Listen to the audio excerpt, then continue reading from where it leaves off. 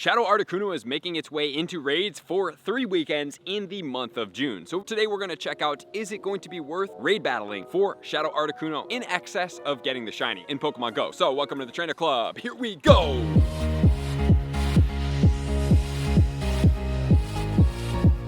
These Shadow Articuno raids in Pokemon Go are going down on June 10th and 11th, June 17th and 18th, and June 24th and 25th for a grand total of 3 weekends. So which of those, or should you do all of them? What is going to be the plan? Because we want to see, is Articuno in the Shadow form compared to the regular form even going to be worth raiding in excess for? Because obviously the Shadow Mewtwo is very good, right? Like it's a really, really good Pokemon. Very, very strong. So this Pokemon is going to be Articuno. Obviously for the first time ever, we will have the shiny form out, which is going to be desirable to have a Shadow Shiny Articuno. That's something that I do want. But beyond that, is it going to be worth having the good one? And I'm going to talk about that shiny real quick because the Mewtwo was going to be 1 weekend. The Shadow Articuno is going to be 3 weekends. So if I'm looking at the strategy behind the back end here in Pokemon Go, I don't know exactly if this is what they do, but it seems like when there's multiple weeks or multiple weekends of something coming out, that it does take a little bit longer to get the shiny. I don't know if they increase or play with the shiny odds here, but it does seem like usually, you know, if there's a 2-week raid boss, it will take me a little bit longer to get that shiny than it would be if the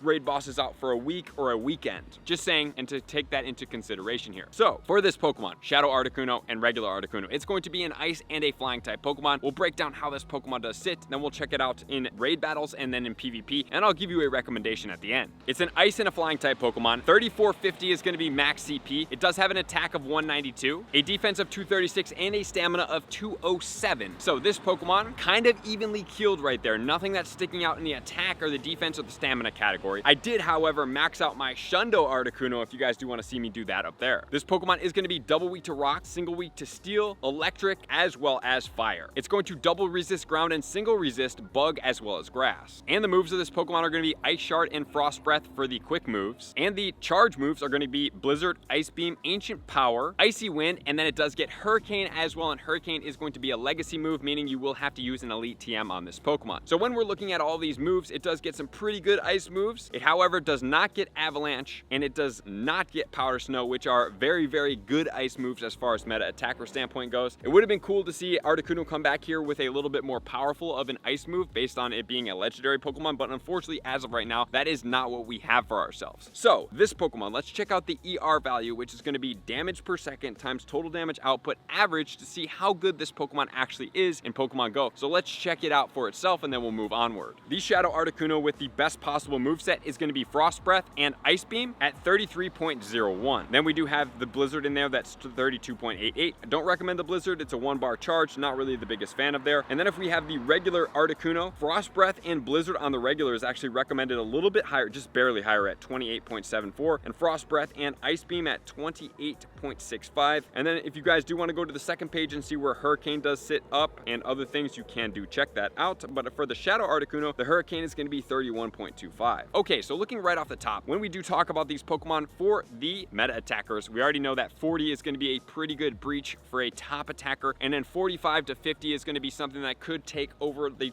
top spot. Unfortunately, we're in the low 30s here for this Pokemon, so we already know that it's probably not going to do too great, but we do want to check it out in that category and see exactly where it does sit, just for peace of mind here. At the top overall, this Pokemon's mode is not out yet, but the Galarian Darmanitan with Zen mode, Ice Fang and Avalanche at 46.38. The Shadow Mamoswine does sit at the top available right now in Powder Snow and Avalanche at 43.16. That's why every time I see a potential ground type, I am going after that grunt. Shadow Weavile next, Ice Shard Avalanche at 39.39. Don't like that Pokemon just because of how glassy it is. The Galarian Darmanitan is coming in next at Ice Fang and Avalanche at 37.87, and then the Mamoswine at 37.07. Then we have the Mega Glalie, Mega Abomasnow, Glaceon, Weavile, and Shadow Articuno in the 10th spot overall with Frost Breath and Ice Beam at 33.01 in comparison to the other ones that are about 4 points higher with the Mamoswine and the Darmanitan, and that's in the Shadow form. And then if you do want to check the second page, you can check it out here, and the third page if you want to see the regular Articuno below the Vanillux, Beartic, Shadow Sneasel, Frost Moth. We're going to get in the 25th spot overall Frost Breath and Blizzard at 28.74. So sitting at the top, we obviously have much different Pokemon here, and so this this one is going to be a Shadow and a Legendary. It's going to take premium XL candy that you're going to have to pay for, and it's going to take a lot of Stardust to be able to power it up. So would I recommend doing this Pokemon as a meta attacker? I absolutely would not recommend maxing it out. Even if you have 100% IV, there is better budget counters if you're looking at the Mamoswine, and even if you want to go for the Shadow Mamoswine that takes a little bit more premium as far as Stardust goes, that's going to be something I would recommend. And then also the Darmanitan. We've had multiple days with research and things where that Pokemon appears during an event, and it will continue to appear, and it's very easy to obtain. So you would much rather go after that Pokemon. It's a much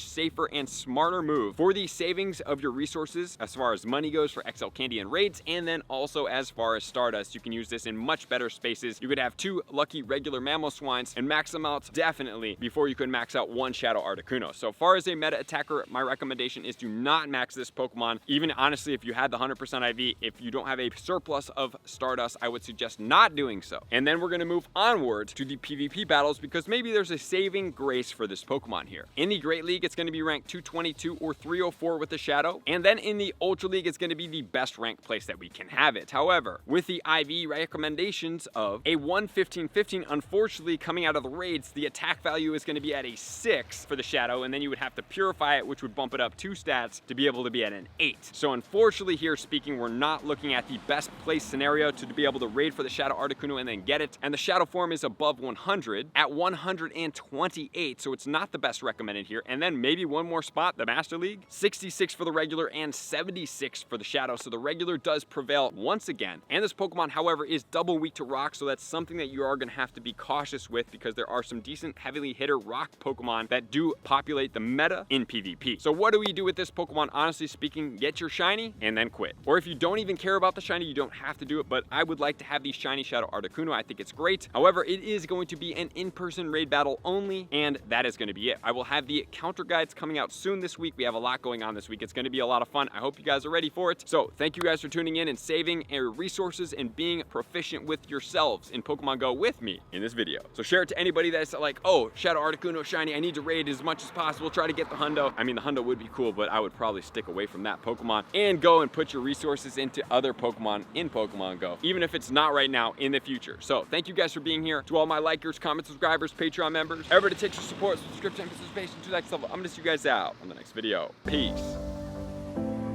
I want to take this time to thank everybody who supports me in every facet. It means the world to me, and an extra special thank you to all my Patreons. I greatly appreciate the extra support to continue to allow me to pursue Pokemon Go full time, allowing me to create my daily video uploads in the most timely fashion for everyone's benefit. Plus, I get the amazing experience of sharing my creative processes behind the scenes and raiding all around the globe with select upper tiers. Thank you everybody for being a part of the Trainer Club. You all mean the absolute world to me, and I will see you guys out on the next video.